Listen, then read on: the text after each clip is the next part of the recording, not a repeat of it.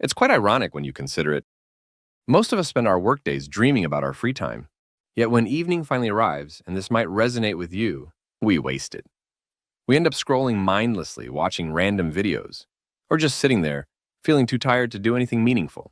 Listen, I understand completely. I used to be exactly like that. Actually, worse than that. Every evening was just a blur of exhaustion and missed opportunities. Until something transformed how I spend my after-work hours. Before you think, oh great, another set of impossible habits, pause for a moment. What you're about to learn isn't another collection of rigid rules or unrealistic routines. These are proven strategies that I've seen work time and time again. Strategies that work with your natural energy, not against it. They're simple changes, and I mean genuinely simple, that transform your evenings from recovery time into growth time. In the next few minutes, and consider taking notes for this, we'll explore 8 powerful systems that work together to help you reclaim your evenings. We'll cover everything from energy management, which is different from what you might expect, to digital wellness, from psychological techniques to practical habits. Basically everything you need to turn your evenings into the best part of your day. And I mean that. Chapter 1. Routines and Structure. The way you spend your evenings actually shapes your entire life. But most people get it all wrong about fixing their after-work hours. They focus so much on time management, when what they really need is energy management. Consider this for a moment. Your evening isn't just numbers on a clock. Really, it's about your energy levels, your mental state, your ability to actually enjoy life after work. And that's exactly what we need to work on together. Let's start with something I consistently practice, the shutdown ritual. It's beautifully simple. When you finish work, just stand up, take 3 deep breaths, and physically close your laptop. What makes this effective, it's not just some cute habit. It's actually a psychological trigger that tells your brain, work mode off. Next, most people tend to stumble. We need to implement a strategy known as the 90-minute evening block system. Your brain naturally works in 90-minute focus cycles. Instead of seeing your evening as this one big chunk of free time, which, let's be honest, can feel overwhelming, we're going to break it into what I call power blocks. I'll explain. Block 1, recovery. This is your decompression time. No decisions, no planning, just pure recharge. And yes, you need this. Block 2, growth.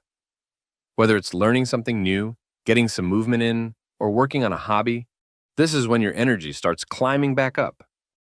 Block 3, connection. Your energy is balanced now, making it perfect for quality time with family or friends. Something unexpected, and this transformed my approach. Reverse scheduling. Most people, they plan from morning to evening. But consider this. Your evening affects your morning more than your morning affects your evening. So we're going to flip the script. Start with when you want to sleep, then structure your evening blocks backward from there. And finally, the 2-minute evening reset.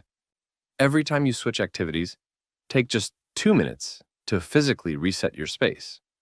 Clear your desk, adjust the lighting, change your clothes if you need to. These might seem like small actions, but they create profound changes. They have a massive impact. Chapter 2, Digital Wellness. Let's discuss something that affects all of us. A well-designed evening requires digital boundaries. Consider this comparison. Vampires drain energy in those old movies? Well, your phone and laptop are like that. They're energy vampires, quietly draining your evening potential. I'm going to show you how to turn these devices from evening destroyers into evening enhancers. Let me share an unconventional approach. I call it app mortality. The challenge? Every evening, delete 1 app from your phone. A common concern is, but what if I need it tomorrow? And that's fine, you can always reinstall it. But what's remarkable is that 90% of the time, you won't even remember which app you deleted. Here's another approach. I call it the analog hour. It's beautifully simple. 1 hour before bed, your devices go to sleep before you do. But the crucial element that most people miss, don't just turn them off. Actually put them in a different room. Consider this. Your bedroom becomes this amazing sanctuary instead of feeling like a satellite office. To be clear, digital minimalism isn't about living like it's 1985. It's about using technology intentionally. What's effective? Choose 3 essential apps for your evening. That's it. Everything else? I've learned it's just digital noise. Another effective approach is what I call screen life separation tactics. The idea is to create physical barriers between you and your screens. For example, try putting your charger in the kitchen. Keep your laptop in a drawer. Use a real alarm clock instead of your phone. These might seem like such small changes, but they build what I like to call a fortress around your evening peace. Remember this: technology should serve your evening, not steal it. These aren't just rules I'm sharing with you. They're really keys to unlocking the evening you deserve. Chapter 3: Psychological Techniques. Now that we've handled our devices, we'll focus on something equally important: our minds. Your mind is essentially the control room of your evening. And these psychological techniques, they're not just tips from some book, they're real transformations I've seen work for your after-work hours, both in my life and with hundreds of others I've worked with. An important insight that changed how I think about screens, what I call digital sunset protocols. Consider this: your brain doesn't distinguish between digital light and sunlight. So when you're staring at those screens until midnight, your brain thinks it's high noon. But the key insight isn't just about when you look at screens, it's about how you transition away from them. Something that transformed my evenings was creating what I call your evening sanctuary. And no, this isn't just about throwing some comfortable pillows around. It's actually about building a space that tells your brain, this is where transformation happens. Think dim lights, soft textures, calm colors. You see, your environment speaks directly to your subconscious mind, almost like a whisper. An interesting technique is future self-journaling. Every evening, try writing a letter to your morning self. But the psychological element that makes all the difference: don't write what you should do. Instead, write how you want to feel. You see, your brain has this amazing ability to reverse engineer the path to those feelings. Speaking of mindset shifts, consider what I call the evening energy debt mindset. Most people see their evening as borrowed time from tomorrow. But the shift I recommend: stop thinking this way. Your evening isn't a debt you're paying. Think of it as an investment you're making. Each restful moment is actually building tomorrow's energy reserves. This approach is powerful. It is called the decision elimination strategy. By evening, your decision-making muscles are literally exhausted. So what works best? Eliminate every possible decision. Lay out tomorrow's clothes. Pre-plan your meals. Set up your morning space. Your future self will appreciate this. Chapter 4: Mindfulness and Emotional Intelligence Practices. The way we manage our thoughts naturally guides us to understanding our emotions. Your emotions aren't something you need to manage. They're actually signals waiting to be understood. And in your evenings, these signals become incredibly powerful tools for transformation. First up, something unexpected: micro-meditation moments. Now, forget everything you know about sitting for an hour in lotus position. We're going to think smaller, much smaller. For instance, when you pour your evening tea, and I do this every single day, just feel the warmth of the cup. When you sit on your couch, notice 3 points where your body touches the surface. These tiny moments of awareness, they work like hitting a reset button for your mind. One practice transformed my evenings, and it is creating an evening awareness protocol. You see, most of us, myself included at one point, rush through our evenings on autopilot. But I discovered your evening has a pulse. Try this. Every hour, take just 10 seconds to name your current emotion. That's all, just name it. Don't try to change it. This simple act of naming emotions actually reduces their power over you by 40%. This is where transformation happens. Present moment anchoring. Pick 3 everyday evening activities. Maybe it's brushing your teeth, washing dishes, changing clothes. These become your mindfulness anchors. When you do these activities, you're not just going through the motions, you're practicing presence. I've found that these mundane moments can become your most powerful meditation. Try practicing emotional energy tracking. Your emotions aren't random at all. They follow patterns, just like everything else in nature. Try this. Keep a simple energy scale from 1 to 10. Track it 3 times each evening. After 2 weeks, you'll start seeing your emotional rhythms as clearly as your daily schedule. The evening emotional audit might sound intense, but it brings freedom. Before bed, ask yourself 3 simple questions. What energized me today? What drained me? What surprised me? And importantly, don't write essays. Single words are enough. You're not analyzing here, you're just acknowledging. The most valuable lesson I've learned about evening emotions, they're not obstacles to overcome, they're messages to decode. When you start listening to them with curiosity instead of judgment, something incredible happens. They become your most reliable guides to a fulfilled life. Chapter 5. Social Strategies and Dynamics. Beyond all this inner work we've been talking about, there's another crucial piece of the framework, our social connections. Consider this: we talk about physical energy. Well, your social energy matters just as much. And mastering this aspect leads to creating evenings that fill you up instead of leaving you feeling drained and empty. Think of it this way: your social battery works exactly like your phone battery. Just like checking your phone's charge, you need to know precisely how much social energy you have left. That's what I've come to call the social battery management system. Some activities actually charge you up, while others drain you down. The key insight is figuring out your unique pattern. Instead of spreading yourself thin trying to maintain 20 different friendships, which I learned through experience doesn't work, focus on building 3 to 5 deep connections. These people become your evening tribe. They're the ones who understand that sometimes you need connection and sometimes you need space. Also, an important aspect rarely discussed is energy vampires. And I want to be really clear here: these aren't bad people. They're just people whose energy patterns clash with yours. Try this. Do what I call an energy vampire audit. Start noticing which evening social interactions leave you feeling tired versus energized. Remember, this isn't about avoiding people. It's about timing your interactions wisely. The social recharge protocol works like a safety net. My observation shows for every hour of social interaction, plan 15 minutes of quiet time. Think of it like cooling down after exercise. You wouldn't just stop running and sit down immediately, right? You need to walk it off first.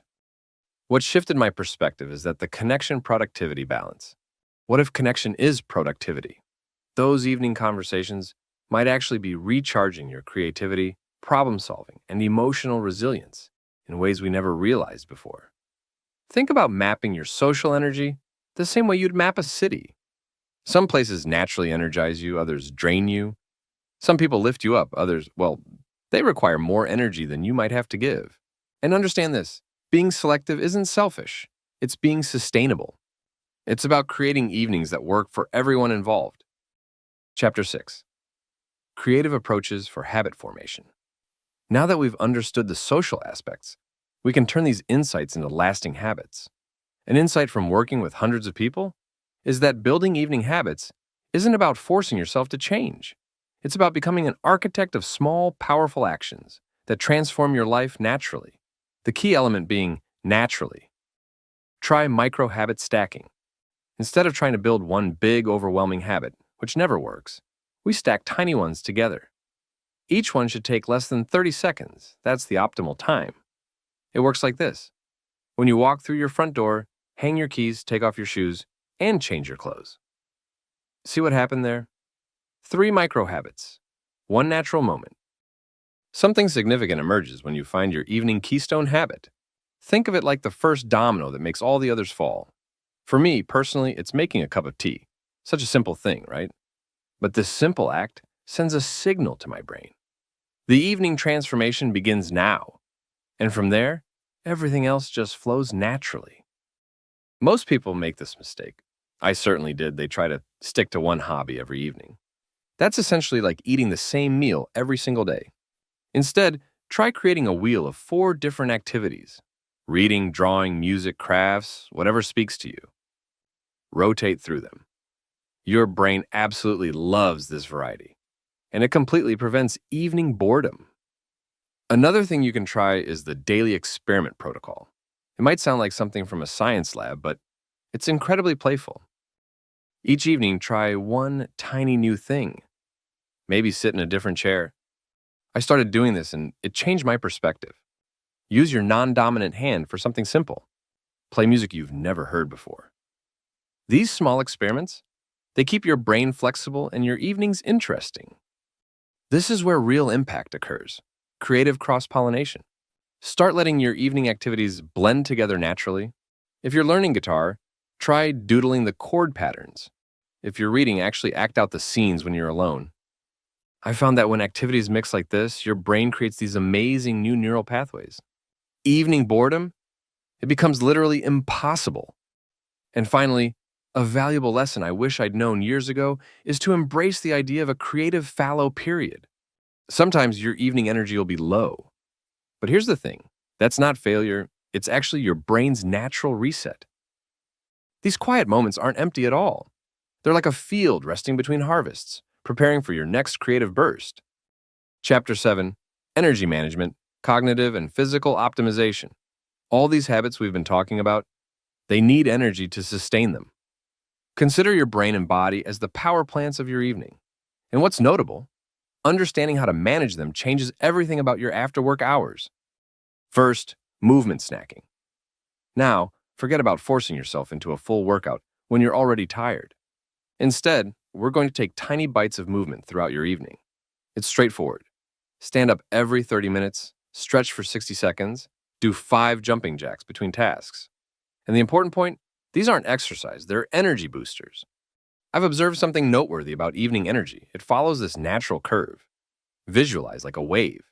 It doesn't stay flat, and that's beneficial. From 5 to 7 p.m., your energy naturally dips. We all feel it. Then from 7 to 9, it rises again. After 9, it should gradually descend to prepare for sleep.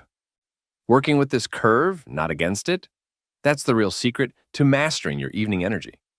Try this technique, the energy audit. Think of yourself as a personal evening scientist. For 1 week, rate your energy every hour from 1 to 10. Write down what you're doing, eating, thinking. You'll start seeing patterns emerge. Some activities drain you, others recharge you. And remember, this isn't about judgment, it's about discovery. Now, this next concept is mental energy preservation. Your brain has this finite amount of decision-making power each day. By evening, it's running low. That's why we need to establish your evening thought diet. You've got to be selective about what deserves your remaining mental energy. Social media scrolling? That's essentially junk food for your brain. But deep conversation or creative work? That's brain nutrition. Your evening energy isn't about pushing through tiredness. It's about really understanding your natural rhythms and honoring them. When you work with your body's wisdom instead of fighting it, your evenings transform from exhausting to energizing. Chapter 8, Integration Strategies. Everything we've explored so far comes together in these final integration strategies. And these aren't just supplementary tips at the end. They're the framework that makes all other evening practices stick together naturally. The life-work separation ritual works as your daily bridge.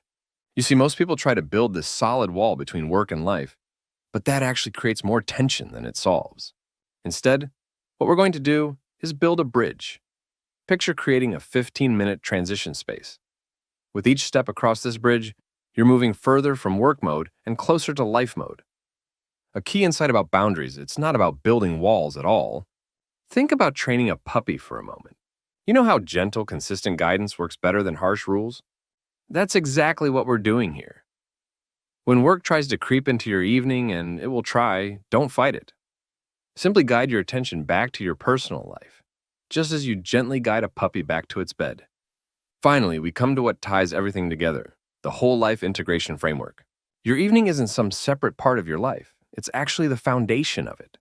Every single evening activity either builds or drains your life's energy. The key is choosing activities that fill you up, creating spaces that lift your spirit, and building relationships that light up your world. When you do this consistently, your evening transforms into this beautiful daily celebration of who you're becoming. And hey, if you like this video, don't forget to subscribe and hit that like button. Also, let me know your thoughts on what I just shared. Oh, and there's more. I've just started a Patreon to help support these videos and connect with you more directly. Check out the link in the description if you'd like to join. Thank you for watching, and I'll see you in the next video.